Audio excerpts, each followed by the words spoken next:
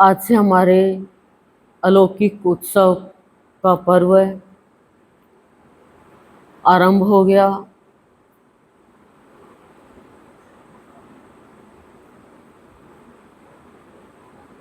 आरंभ हो गया जीवन का नव निर्माण। आरंभ हो गया सत्य से जुड़ना। और हमने आरंभ किया है यज्ञ से। कई बार शुभ कार्य करने से पहले यज्ञ करते हैं और कई बार शुभ कार्य संपन्न होने के बाद में यज्ञ करते हैं बाबा सद्गुरुदेव की कृपा से।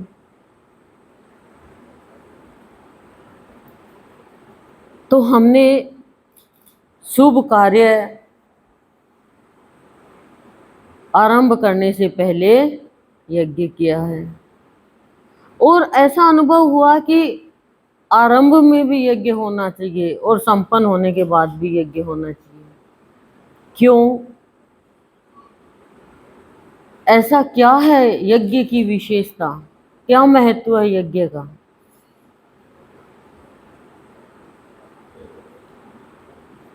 यज्ञ का महत्व है कि हम यज्ञ के द्वारा अभावों से छुटकारा पाकर अपने अभावों की आहुति डालकर आनंद में रहना सीखते हैं।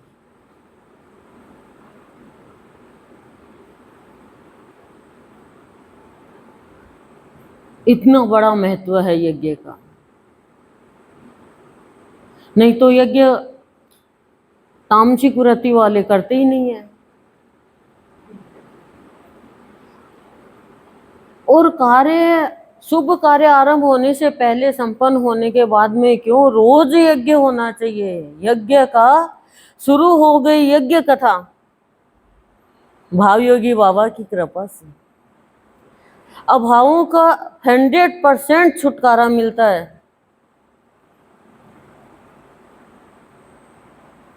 मन के रोग खत्म होते हैं। मन के कितने रोग हैं? अभाव ही तो है। मन में अभाव ही तो है, विकार ही तो है। मन के रोग क्या है? काम, क्रोध, लोभ, मोह, मद, मात्सर्य मन के रोग मन में लगे हुए हैं, शरीर पे नहीं लगे हुए।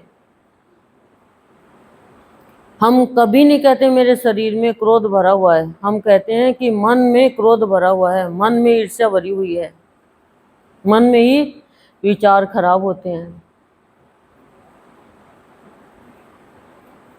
तो मन के कारण हम शांत नहीं रह पाते। मन के कारण हम चैन से कोई को रहने नहीं देते हैं और हम भी चैन से नहीं रह पाते।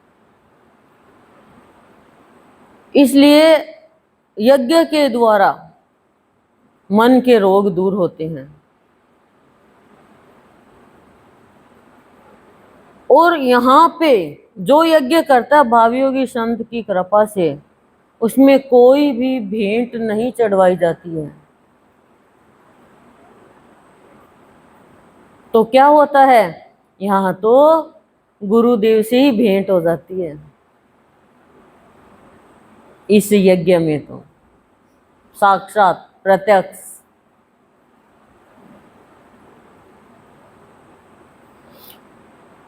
माया आंख मिचौनी का खेल खेलना बंद कर देती है।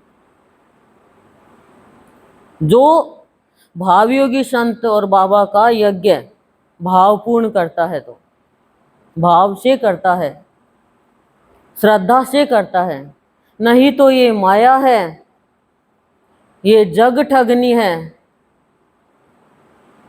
ठगती है हमें।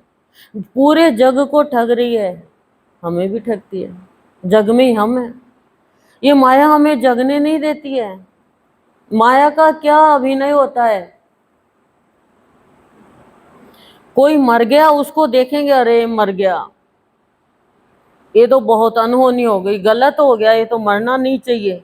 वाह, तुम ही ब्रह्मा जी हो, मरना नहीं चाहिए।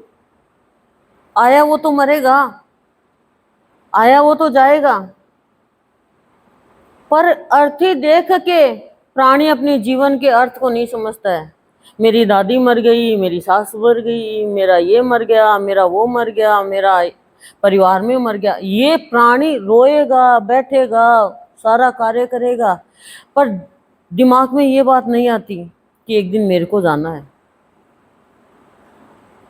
ये बात जिस दिन स्ट्राइक कर जाए, ये मान के चलो माया आंख मिचोने का खेल खेलना बंद कर चुकी है।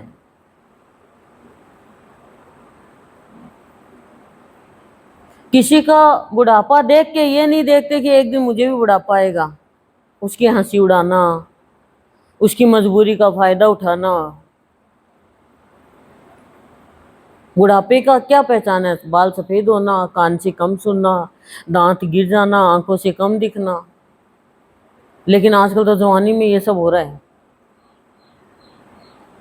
कम सुन रहा है क्योंकि सुनी अनसुनी कर रहे हैं बड़ों की बात। ठीक है ना, क्या मतलब है? काम से काम रखो ना अपना। ये नहीं पता जो हम कर रहे हैं वो हमारी संतान हमारे साथ करेगी, वो सुनेगी तो। सत्संग की बहुत जरूरत है, बड़ों के लिए, बच्चों के लिए, बूढ़ों के लिए, जवान के लिए। सत्संग उसमें जहाँ यज्ञ हो रहा है, सत्संग हो, सत्संग ही तो यज्ञ है, सत्संग ही तो तपस्या है। और सत्संग में यज्ञ की जो आहुति दिलवाई जाती है, घर पे भी आप वही दे रहे हो, आहुति हवन कर रही हो। हम तो तेरस की तेरस यज्ञ कर रहे हैं। अब तो कुछ बहनें तो रोज भी कर रही है यज्ञ। इसमें स्वार्थ का भाव भी खत्म होता है। पूरा ब्रह्मांड भी में भी खुशबू जाती है यज्ञ की। पहले के जमाने में क्या होता था? युग में यज्ञ थी तो क्या जाता, यज्ञ से सब कुछ प्रकट होता था। द्रौपदी यज्ञ से तो प्रकट हुई, द्रौपदी का भाई धृष्टद्युम्न यज्ञ से तो प्रकट हुआ। यज्ञ देवी ने तो खीर दी थी जो राम लक्ष्मण भरत शत्रुघ्न हुए। यज्ञ के द्वारा विश्वामित्र जी ने कितने अलौकिक अलौकिक अस्त्र शस्त्र निकाल लिए। यज्ञ के द्वारा बहुत ही विज्ञता प्रकट होती है। इसलिए यज्ञ का सतयुग से ही महत्व है। और सबसे बड़ा महत्व यज्ञ का कि यज्ञ जहां होता है वहां की खुशबू से सकारात्मकता तो फैलती है और नकारात्मकता हटती जाती है, हट ही जाती है नकारात्मकता। इतना बड़ा महत्व है यज्ञ का। ओम शांति ही शांति ही शांति ही शांति।